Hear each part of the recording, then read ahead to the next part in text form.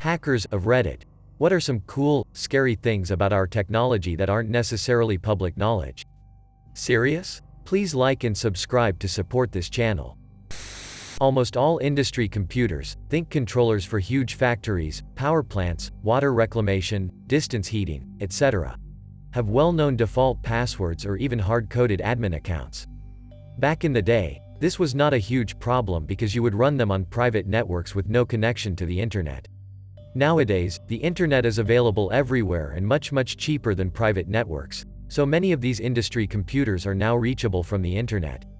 People that know what they are doing would only make them accessible over a VPN, but there is a very large number of people that shouldn't be allowed anywhere near a keyboard.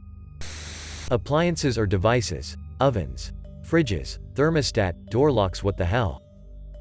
That are network accessible when they normally are not, is a problem that is getting worse. The protocols they use to communicate usually have little to no security in mind. The communication API will probably have really powerful functions available in the open and clear. Example: if I have to upgrade the software of my fridge and there is a command used in there to turn off the power, can I just send that command to any fridge of that brand and have it shut off? Giving up security for convenience is always a hard trade for people like me. Sure, being able to set my thermostat from my phone is neat, but do I have to have it talk through a third party, the company that makes it? No way and no thanks. Stop buying dumb devices that can remotely be accessed unless you are very sure it won't burn down your house or cost you tons of money in case of an exploit.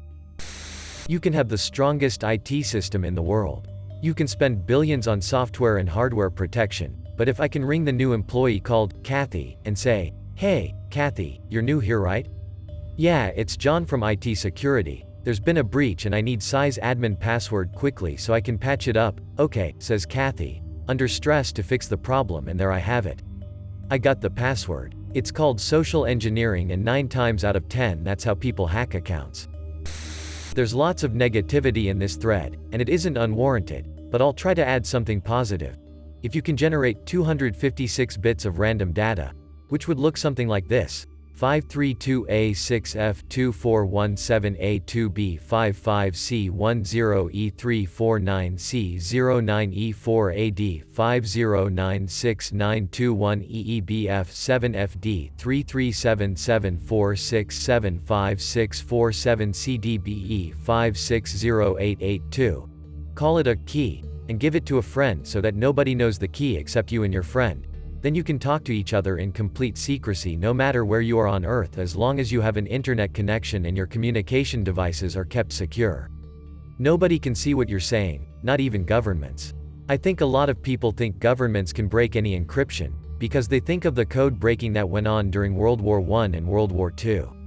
In reality, under some plausible mathematical assumptions, properly implemented encryption works. The math works. It's unbreakable. Granted, it's very hard to implement properly. You'll notice I said, under some plausible mathematical assumptions, in the preceding paragraph. One of the assumptions is called P equals NP, and if it's false, meaning P equals NP, something even more incredible is true. Everything that can be quickly checked by a computer can be quickly created by a computer. If P equals NP, encryption would be impossible, since a computer can quickly check if it has the right key, by trying to decrypt the message with the key and seeing if it makes sense, so it could also quickly find the key. But even more, computers would be able to prove any mathematical statement that's true and has a proof, because computers are very fast at *checking proofs. There'd be no more need for human mathematicians. Want to know whether Goldbach's conjecture is true or not? Just stick it into a computer program and it'll tell you. There's lots more. See if you can think of more examples. If we found out that P equals NP, it would be nothing short of a revolution. The crazy thing is, we don't actually know if P equals NP, or if P equals NP. We strongly suspect that P equals NP, but we can't seem to prove it. Why did I say true and has a proof? Because in mathematics, there are actually things that are true, but can't be proven. Wow! Writing this post reminded me why I'm a computer scientist, even though I have to deal with all of the negativity, insecurity, and incompetence. Honestly, it's the easiness. There is what ILTL32 said about very basic ARP poisoning. One of my college pastimes was watching what porn people watch. There is also the kind of data mining stuff where it goes username, IP address, real name, family, personal info, credit cards, licenses, emails, etc. are then found with a small amount of internet search. There is a scary factor of how easy it is to do these things, but the most common one is asking. Just posing as an admin, representative, Microsoft, Apple employee, etc. is some of the most common. People's stupidity plays a big role. I can't say I haven't done these things a few times myself for gits and shiggles, but I don't anymore.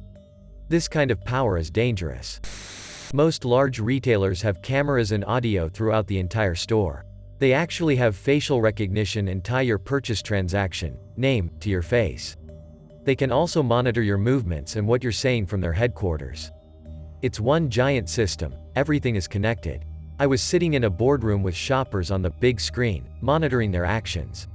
Essentially, you can just click a name from people in your stores and watch and listen to a shopper from the minute they are detected, even from some parking lots. That is just the beginning.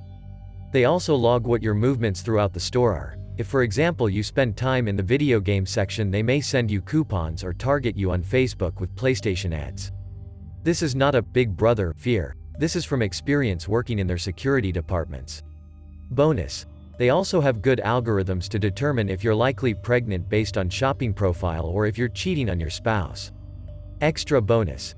If you spend time in the video game section and then walk to the back of the parts section or the crappy clothing section, far corner, they will send a plainclothes shopper to determine if you are, probably, shoplifting. Those browser warnings about untrusted SSL certificates that everyone automatically bypasses could be an indicator that you're a victim of a man-in-the-middle attack. In other words, your data is being routed through an attacker's system, possibly through an ARP or DNS spoofing attack. By bypassing the warning messages, you have, possibly, just agreed to trust an attacker-supplied, self-signed SSL certificate. This isn't the case 100% of the time, but a reason to pause and scrutinize the warning. Nearly every single Comcast router I've ever tested is vulnerable to a WPS, Wi-Fi Protected Setup, Authorization Bypass vulnerability. Disable WPS to protect yourself against it. Any asshole can join your WPA2 protected Wi-Fi network in 10 hours or less with zero knowledge of your passphrase. Many office buildings have secure areas that require an ID badge for ingress access.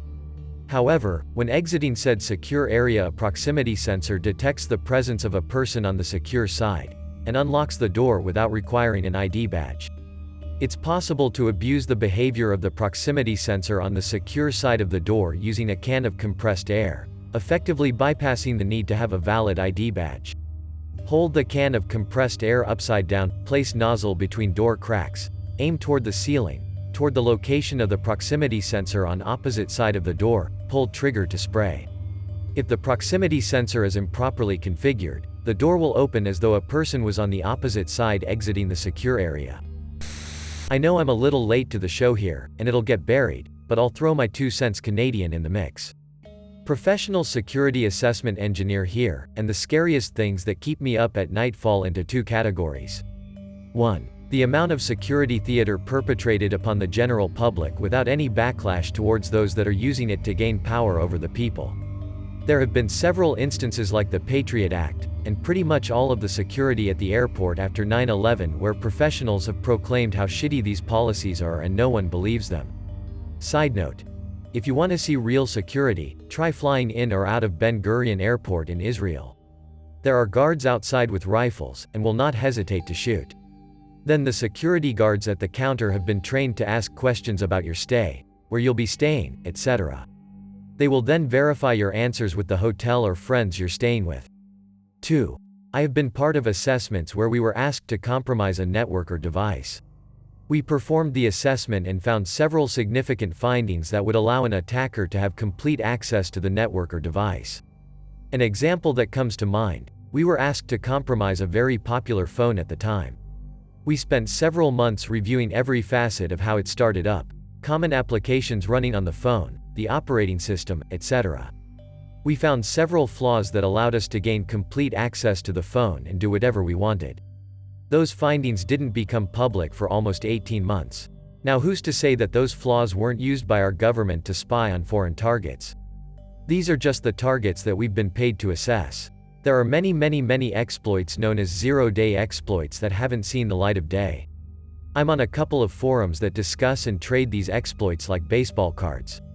The general public has no idea how these things work, and just see the heartbleed problem and wonder, should I change my password? Ibn. Not sure if this applies, but here's a fun fact. If you pay for a UPS COD package anywhere in the US, your payment goes to an unmarked building in Columbia, South Carolina for processing.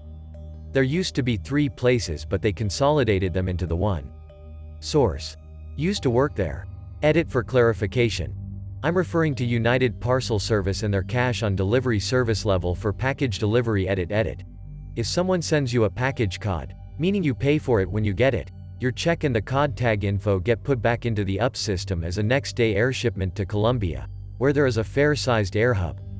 Near the airport where the air hub is, a standard UPS driver delivers the checks and tags to the consolidated COD site. There the information goes through several departments, starting with data entry and ending with either UPS receiving the money from the check or the entire transaction being sent to a collection agency, at a loss to UPS.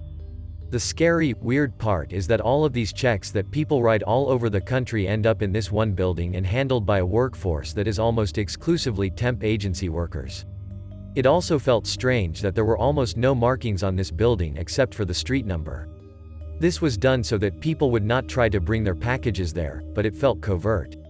Also, not so long ago, their data practices used to be completely antiquated, with each department re-entering all of the data into their own individual databases or spreadsheets. All of this money handled with huge opportunity for human error at every turn. The funny part is you will see a lot of software, programming-related things in here. This is completely discounting hardware hackers. It's been going on a lot longer than you think, from beige boxes to carnivore. Extrapolate that into the future and you get cases like UDA-S. Now imagine what someone could do with an Arduino unit, or even a computer based on a mini ATX motherboard. Tapping into physical infrastructure isn't as Hollywood-esque as you'd think, like in the Ocean's movies. There are millions of places in this country where hardlines are run through municipal tunnels that can be accessed through a sewer, and nobody would be the wiser. Most of software exploits have to use social engineering of some sort to get someone to install, access it. But who does a hacker need to trick to just walk up to the side of your house and splice a tap into your connection? Would you notice it? Or the midway point in the last mile? Food for thought. Any DEFCON video, a lot are available on YouTube. GPS can be spoofed, faked. You can override the GPS signal with hardware of $1,000. This can be used to move the position of a GPS receiver to something else. Like say, an airplane is 1,000 featuring higher than it actually is. Combine this with an autopilot and a bye-bye plane. This can also be used with boats. Air traffic control can be spoofed too. With $1,500 of equipment you can create your own virtual airplane on the screens at an airport. Create 10 fake airplanes and you will have a Where is Waldo game with planes. You can even make them crash. Even autopilot will react to avoid crashing into the ghosts. Let's just say that I'm very happy I don't have to fly often and there are enough planes that I'm unlikely to be on one specific airplane. Source. The scary part of the computer security world is not China, Russia or any other type of advanced persistent threat. Not anonymous, or some disparate group of computer hackers.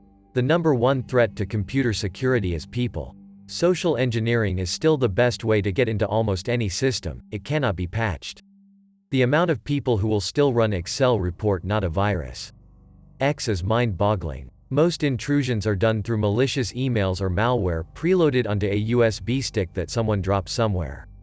Backdoors. Programmers have been putting these things in since the early days of software for numerous reasons. Asterisk in case they aren't paid boredom for some illegal purpose down the road, theft, blackmail, etc. What is a backdoor? It is some form of secret access to a program through network usually. This could be implemented by using a non-standard port, non-standard protocol, but is not limited to such. If the programmer who designed the software doesn't use their backdoor, it would likely go unnoticed until it was accessed. What can you do with the backdoor? Anything and everything. It could give the person using the backdoor complete and utter access to every function the program has. Imagine the person who wrote the software to launch a nuclear warhead. Had that person put a backdoor into that software, rather than requiring the secure launch protocol, this person could use their backdoor to bypass all authorization and be able to fire a nuke while Obama had his thumb up his ass. This is partially why these particular computer systems, among other essential systems, are not networked. But with the number of disgruntled programmers, and the amount of software written thus far, you have to consider that a good chunk of all software has some kind of backdoor. TLDR*, if you disrespect your programmer, they may **** you in the back door. When you delete a file, it often doesn't really go away. This applies mostly to hard drives, although some other types of rewritable media share this characteristic.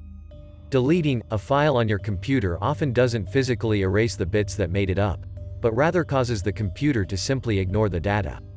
The best analogy would be to imagine that the computer kept several filing cabinets, along with a separate ledger that indicated which filing cabinets are in use. When a computer wants to delete something, it most often simply removes it from the ledger, leaving it in the cabinet until something else that needs the space comes along. You can often recover deleted files by using simple undelete software. To truly get rid of the files, you must shred the empty space on your drive, which can be done in a variety of ways.